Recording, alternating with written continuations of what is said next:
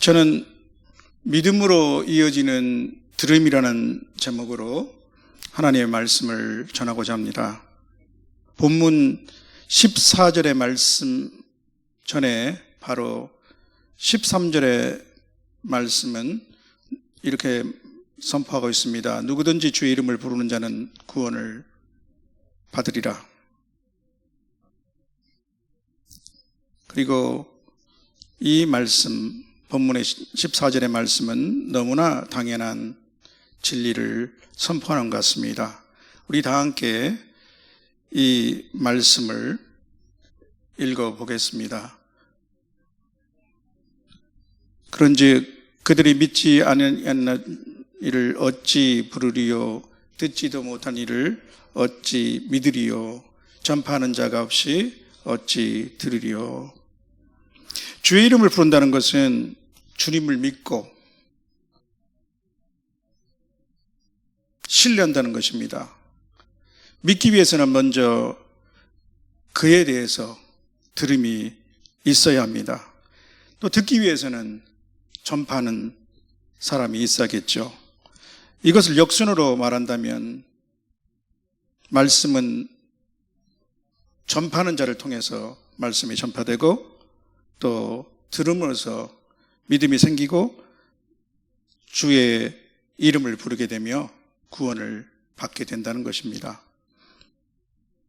복음 전파, 들음, 믿음, 구원의 순서로 이어지는 영적 고리이며 저와 여러분 모두 이 과정을 거쳐 구원받고 하나님의 자녀가 되었습니다.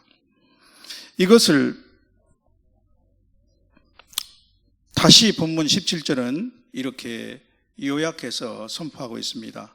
17절을 소리내어 읽어보시겠습니다. 그러므로 믿음은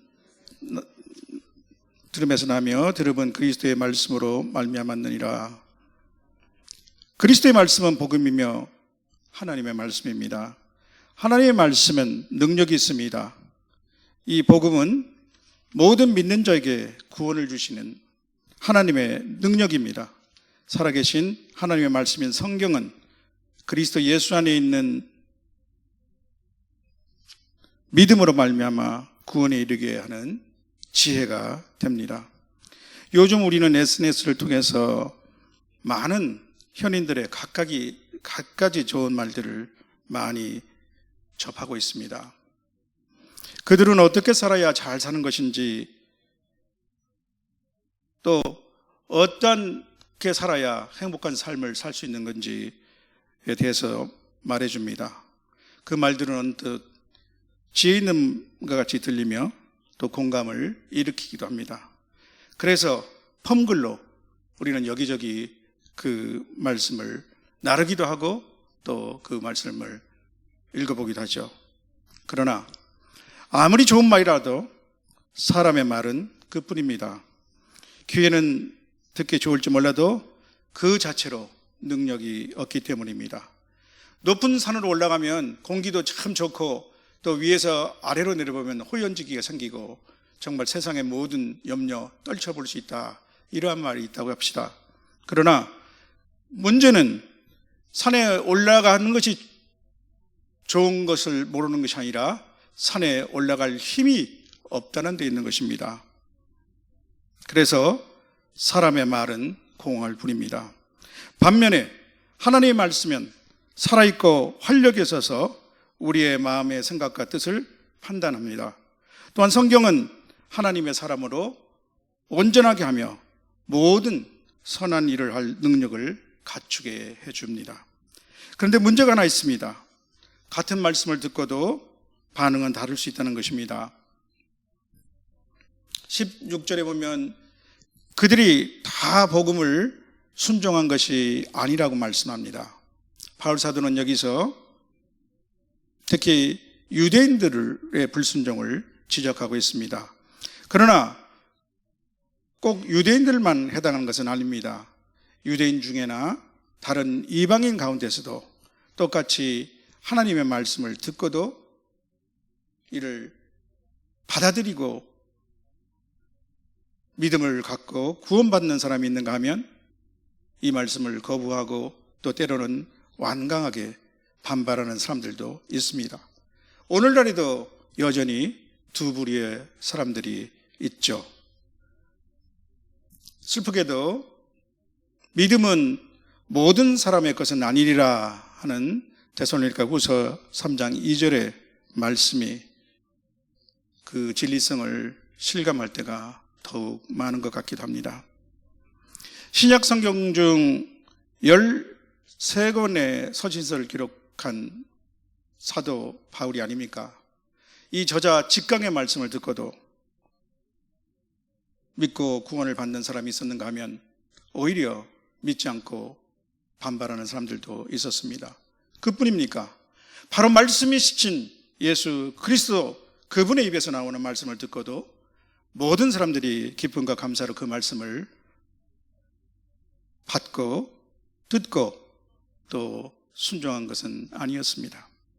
그렇다면 믿음으로 연결되는 들음은 무엇이고 반대로 믿음으로 연결되지 않는 들음에는 어떤 원인이 있는가를 살펴보고 싶습니다. 이미 여러분은 아마도 즉각 예수님이 하셨던 한 비유를 생각하시게 될 것입니다. 맞습니다. 씨 뿌리는 사람의 비유입니다.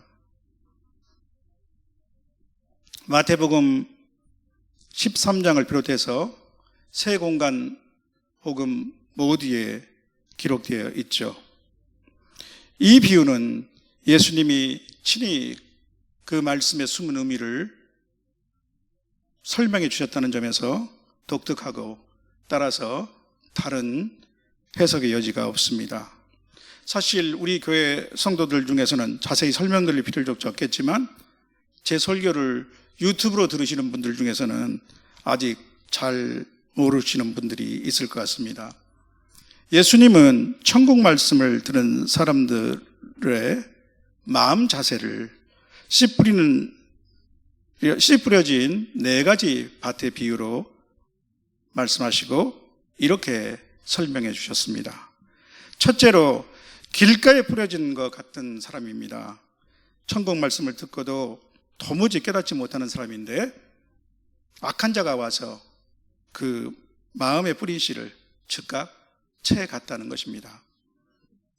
또 두 번째로 돌밭에 뿌려진 경우입니다. 말씀을 듣고 즉시 기쁨으로 받았습니다마는 뿌리를 내리지 못해서 잠시 견디다가 말씀으로 인해서 환난이나 박해가 일어날 때 곧 넘어지는 사람의 부류죠. 또 세 번째로 가시떨기 뿌리에 떨어진 경우입니다. 말씀을 들으나 세상의 염려와 재물의 유혹으로 말씀이 막혀서 결실하지 못하는 사람입니다. 바로 네 번째로 좋은 땅입니다. 말씀을 듣고 깨닫는 자며 결실하며 어떤 경우에는 100배, 어떤 경우에는 60배 또는 30배의 결실을 맺습니다. 예수님이 말씀하시는 좋은 마음밭의 특성은 온유와 믿음과 오래 참음입니다.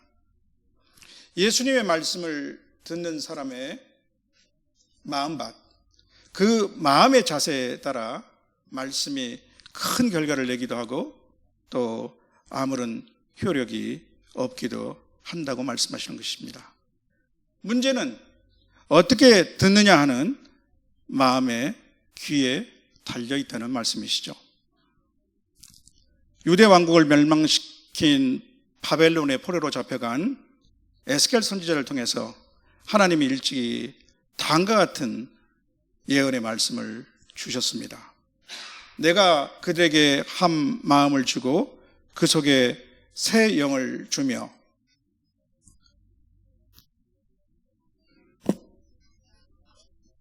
그 몸에서 돌 같은 마음을 제거하고 살처럼 부드러운 마음을 주어 내 율례를 따르며 내 규례를 지켜 행하게 하리니 그들은 내 백성이 되고 나는 그들의 하나님이 되리라.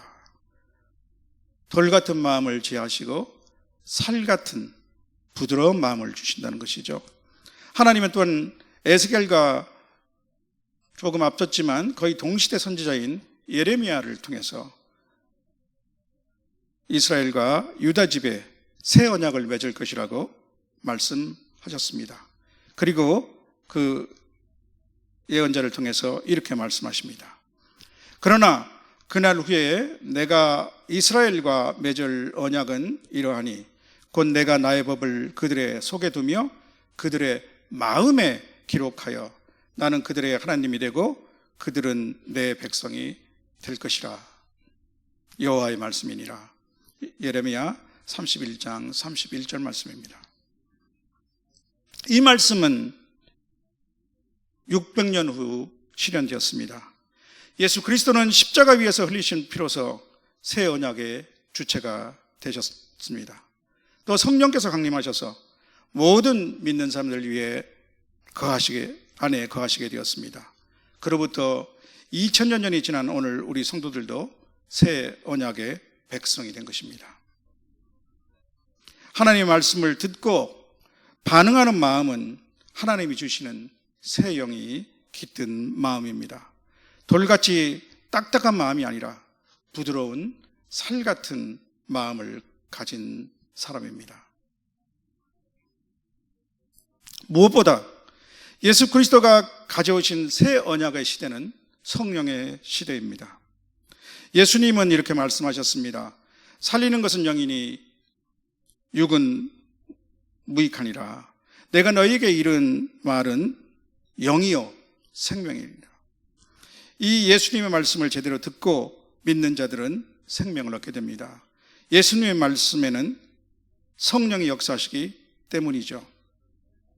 성령은 하나님의 사람들을 감동시켜서 성경을 쓰게 하셨고 이 성경 말씀을 읽고 듣는 사람들에게 감동을 주십니다. 이 성령님을 통해서 2000년 전 이 땅에 오신 예수님의 말씀이 지금 바로 나에게 해주시는 말씀이 되는 것입니다. 모든 성경이 유대교나 기독교라는 어떤 한 종교의 경전을 넘어서 살아계신 하나님의 말씀이 됩니다.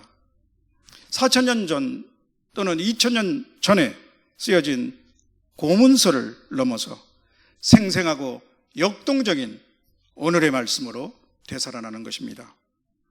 예수님의 십자가 죽음이 역사 속의 한 사건에 머무르는 것이 아니라 바로 나를 위한 사건이 됩니다. 진홍처럼 붉은 나의 죄를 씻기 위해서 죄를 알지도 못하시는 바로 그분이 물과 피를 쏟으시고 고통으로 신음하신 그 참혹한 현장에 우리가 설 수 있는 것입니다. 또한 성경 말씀 중에는 특별히 지금 나에게 들려주는 말씀이 있습니다. 우리는 그 말씀을 로고스와 구별하여 레마라고도 합니다. 레마. 우리가 설교를 통해 하나님의 말씀을 들을 때 아멘으로 화답하는 것이 중요한 이유가 여기에 있죠. 선포되는 말씀을 아멘으로 내 마음에 영접할 때 그 말씀은 내게 레마가 되고 내 영혼의 생명의 양식이 됩니다. 성도 여러분, 그런데 하나님의 말씀, 특히 복음을 듣고도 이 들음이 믿음으로 연결되지 못하는 사람들이 있습니다.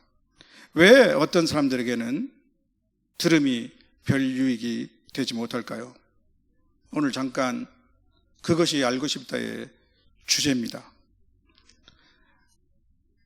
하나님의 말씀에 전혀 관심도 없고 따라서 듣고 싶어 하지 않는 사람도 있는데 오늘 일단 이러한 사람들은 죄에 넣는 것이 좋겠죠.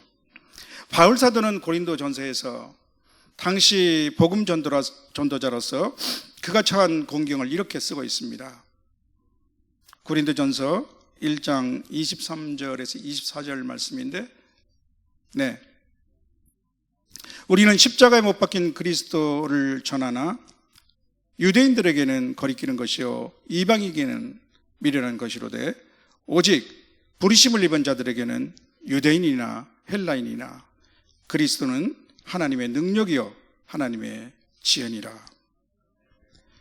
바울 사도가 십자가에 못 박힌 그리스도를 전하는 이유는 이것이 가장 중요하기 때문입니다.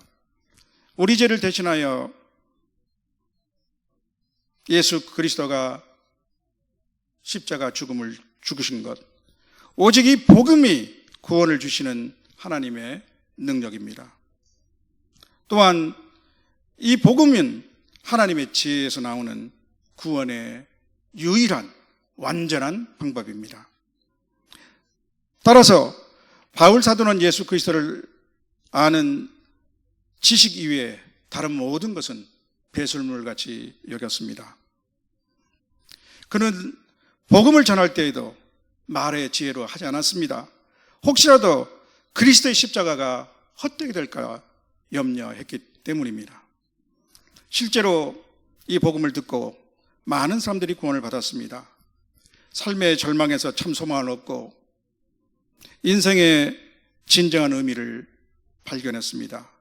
수고하고 무거운 인생의 짐을 내려놓고 그리스도 예수 안에서 참 신과 평안을 얻었습니다. 하늘보다 높고 바다보다 넓은 하나님의 사랑을 체험했습니다. 죽기를 무사함으로 한평생 죄에 매여 종노릇 하는 데서 노임을 받았습니다. 참 진리를 알고 진리 안에서 참 자유를 얻었습니다.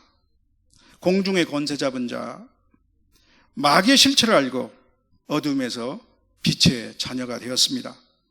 그러나 표적을 구하는 유대인들에게 십자가 복음은 귀에 들어오지 않았습니다. 십자가는 그들에게는 거리끼는 것, 자신들의 종교적 신념과 전통에 반하는 것일 뿐이었습니다. 그들은 자기 의를 세우려고 힘써 하나님의 의에 대적했습니다. 항상 새로운 지식을 추구하는 헬라인들에게도 십자가 죽음과 부활은 미련하고 유치한 것으로 들렸습니다. 그들은 다른 사람들과 같이 생명의 복음을 들었으나 그들의 들음은 믿음으로 구원으로 이어지지 않았습니다. 오늘 우리 주변에도 설교나 복음을 듣지만 믿음으로 연결되지 못하는 사람들도 그들과 크게 다르지 않습니다. 우선 초대에 말씀드린 예수님의 비유에서 길에 뿌려진 씨처럼 마귀가 그 말씀을 즉각 채가버립니다. 다른 때는 생생하다가도 설교 시간만 되면 수면제 먹은 사람처럼 잠에 빠져버리는 사람이 있죠. 제 설교 동영상을 들어주고 있느니 더 맞는 표현일지도 모르겠습니다. 그거 동창 중에 한 사람이 몇 주 전에 제게 카톡을 보내왔습니다. 이제 처음으로 중단하지 않고 한 번에 제 설교를 들었다는 것입니다.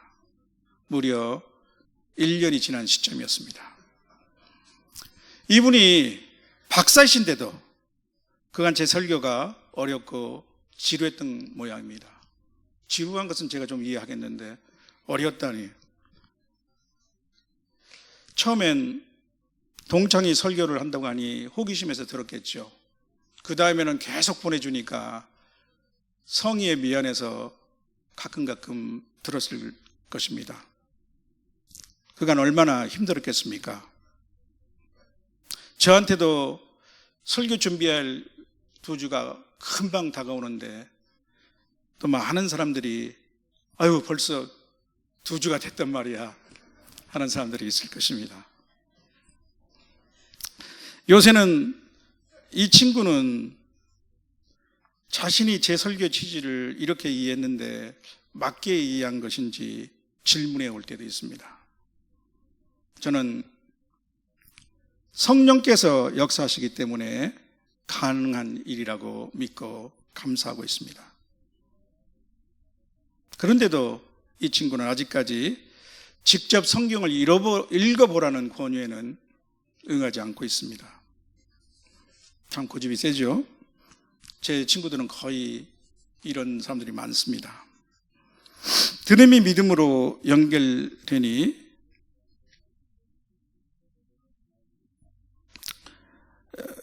되지 않는 사람들 중에서는 자신의 편견이나 고정관념을 버리지 못한 사람들이 많습니다. 제 지인 중에는 언뜻 중학교 때 듣게 된 창조의 교리나 동정녀 마리아 탄생에 대해서 의문이 생기고 나서 지금까지 불가지론자가 된 분이 있습니다.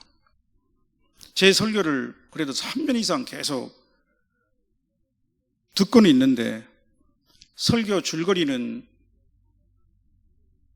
쓸 수 있지만 제가 확인해 보니까 감동은 하나도 받지 못한다고 합니다.